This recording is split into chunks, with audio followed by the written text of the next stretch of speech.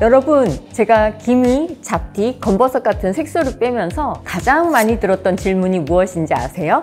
여기 눈 밑 다크서클도 함께 빼주세요 였습니다. 그런데 다크서클의 경우 빼는 방법이 사실은 조금 다른데요. 환자분들은 그냥 진한 색소라고 생각하시는 경우가 많은 것 같습니다. 그래서 오늘은 다크서클의 원인과 종류, 그리고 치료법에 대해 상세히 알려드리려 합니다.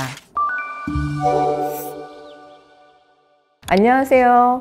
15년차 연세유의원 대표원장 박성원입니다. 오늘은 정말 많은 환자분들께서 물어보시는 다크서클에 대해 말씀드리려 합니다. 우리가 사람의 인상을 볼 때 본능적으로 눈부터 보게 되거든요. 그래서 만약 다크서클이 진하다면 아무리 예쁘고 잘생겨도 부정적인 인상을 줄 수 있습니다. 그래서 다크서클은 완성이 되기 전에 빠르게 제거하는 것이 좋습니다. 체감상 100명 중 99명이 오해하는 것이 있는데요. 바로 다크서클은 무조건 피곤해서 생긴다는 오해입니다. 다크서클이 생기는 원인은 의외로 상당히 다양한데요. 첫 번째는 혈관형, 두 번째는 색소형, 그리고 마지막은 혼합형입니다. 이 중에서 환자분들이 제일 많이 오해하시는 건 색소형이 가장 흔할 거라고 생각하는 것입니다. 피곤해서 색소가 생긴다는 오해인 거죠. 그러나 실제로 색소형만 있는 경우는 전체 다크서클 환자의 20%밖에 안 됩니다. 대부분은 혈관 비침, 눈밑 꺼짐,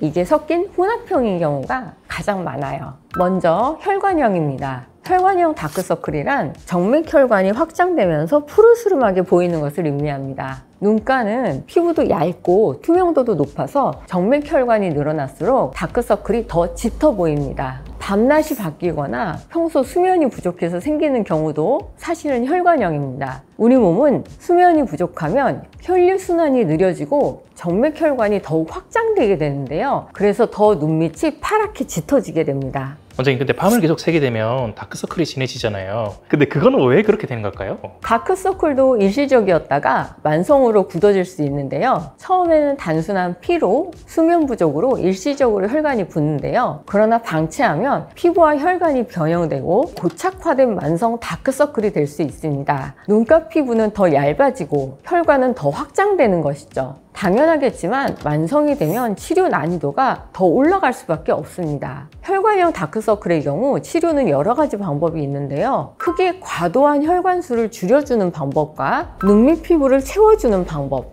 두 가지로 접근하게 됩니다. 먼저 불필요한 모세혈관은 혈관 레이저인 V레이저를 이용해 제거하게 됩니다. 다만 눈밑은 피부가 매우 얇고 민감하기에 주의해서 시술할 필요가 있는데요. 그래서 보통은 눈 바로 밑보다는 앞광대 윗라인을 정리를 하는 편입니다. 또 실제 대부분의 다크서클은 대부분은 푸른빛 정맥이기에 혈류가 생각보다 깊게 분포되어 있거든요. 그래서 V레이저는 보통 보조용으로 사용하게 됩니다. 또 다른 치료법으로는 울트라콜 200으로 피부 속을 채워주는 방법입니다. 얇은 눈 밑에 새살을 만들어줘 혈관 비침을 막는 방법이죠. 울트라콜 200은 콜라겐 자극형 캐뉼라 시술인데요. 울트라콜 시술을 받게 되면 시간이 지나면서 피부 속 지지대가 다시 생기고 꺼진 피부에서 새살이 돋아나게 됩니다. 울트라콜 200을 넣게 되면 처음 하루 정도는 약이 흡수되면서 다시 꺼져 보일 수 있는데요. 이건 약물이 효과가 없는 게 아니고 지극히 정상적인 피부 반응입니다. 그러나 시간이 지나면서 천천히 차오릅니다.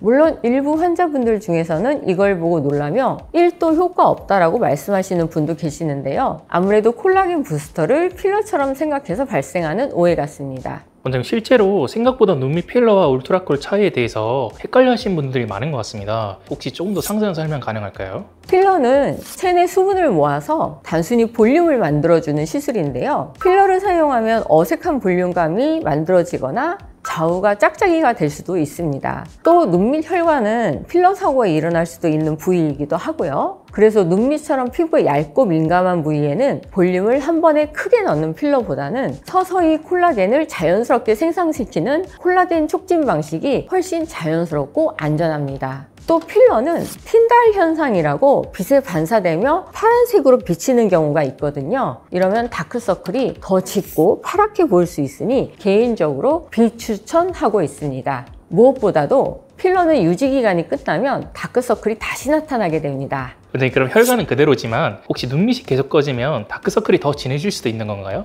오, 아주 정답입니다. 피디님이 말씀해 주신 대로 다크서클은 꼭 밤을 안 새더라도 생길 수 있는데요. 눈밑 꺼짐의 원인은 노화이기 때문입니다. 혹시 오징어 게임 3를 보셨나요? 이분은 백억남이라고 100억을 빚진 아저씨인데요. 이 사람이 과연 밤을 샜을까요?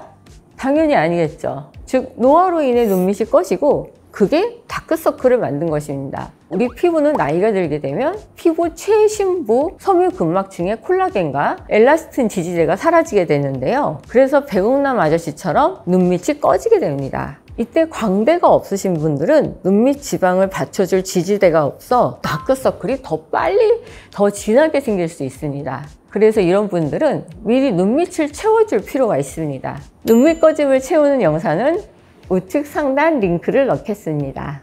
환자분들이 근데 병원에 막상 올 때는 눈밑 지방이 거의 다 꺼진 상태로 오는 경우가 제일 많지 않을까요? 다 꺼진 상태에서 오시는 경우도 계시고요. 불룩 튀어나온 상태에서 수술을 해야 되는 경우에 오시는 경우도 있으세요. 불룩 튀어나온 경우 눈밑 지방 재배치를 하셔야 되는 경우에는 수술을 해야 된다고 말씀을 드리고, 꺼진 상태에서 오시는 경우에는 저희가 시술을 해야 된다고 말씀을 드립니다. 마지막은 색소형인데요. 아까 색소형은 전체 다크서클 중 20%라고 말씀드렸잖아요. 그만큼 사실 색소형은 주류 원인은 아닌데요. 다만 색소형 다크서클은 명백히 티가 납니다. 바로 멜라닌 색소가 섞여 있기에 다크서클도 갈색이라는 점입니다. 색소형 다크서클은 자외선도 영향이 있지만 의외로 잘못된 습관과 자극으로도 많이 발생하는데요. 눈을 자주 비비는 분들, 알러지가 있거나 아토피 피부염이 있으신 분들에게 잘 생깁니다. 자극이 계속 반복되면서 눈가에 만성 염증이 생기고 그게 색소로 남는 거예요.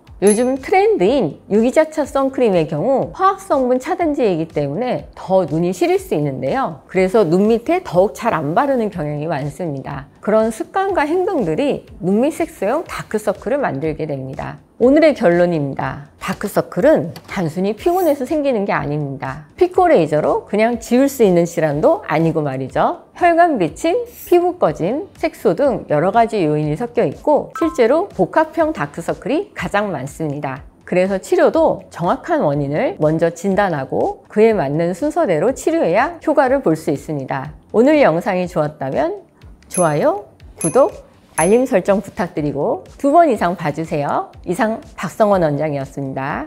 감사합니다.